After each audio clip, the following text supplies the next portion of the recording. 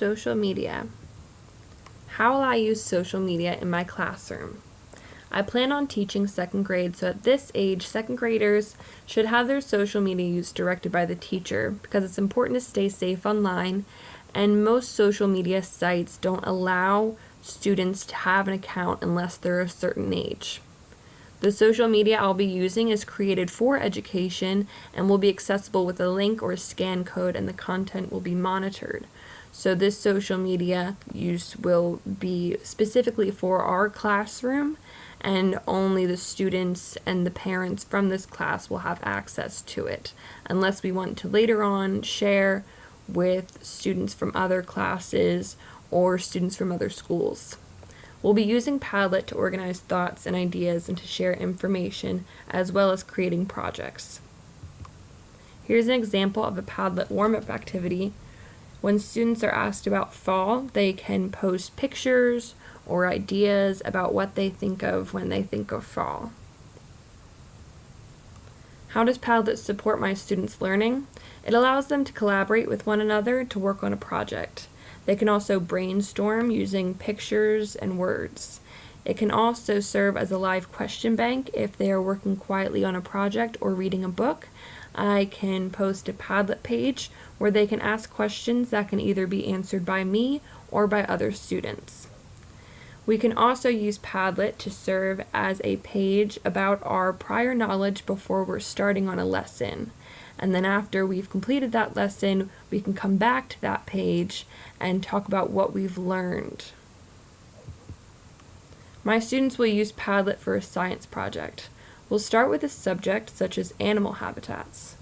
They'll use their iPads to contribute to the animal habitat Padlet, which we will be discussing as a class. They can then work in their groups to research their chosen animal's habitat using ThingLink, which I'll share later on. Students will post ideas onto the project Padlet, which they will be creating with their group about how they construct their animal's habitat and what they've learned about their animal and that habitat. Finally, they'll post about what they've learned onto the first Padlet that we created as a class, and they'll share the information with other students. So this allows students to only research one animal and that habitat, and then at the end of their project, they'll have the opportunity to share what they've learned with other students, so that students who've only learned about one animal and the habitat can learn about all the animals that the groups researched at the end of the class.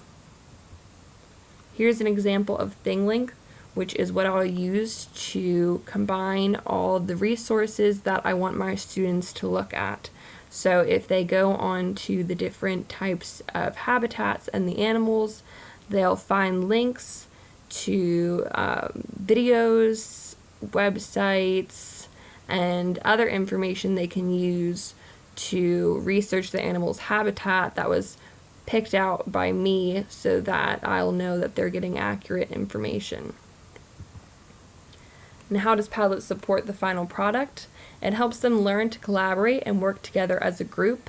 It helps them to research ideas and to organize their work, to quietly communicate with their group and with the teacher. And finally, students can become the teacher by sharing what they've learned with the class. So at the end of the class, students will be able to communicate their ideas and their information about their animal and their habitat. So it puts the learning and the technology into the hands of the student, because they have control over what they're learning and what they want to share with the class and what they're communicating with the class. And finally, here is an example of a group's Padlet they've been working on about their animal that they've chosen. In this case, it's giraffes, and the information they've learned so far about this animal's habitat. So by the end of the class, they'll be able to share this information with the whole class.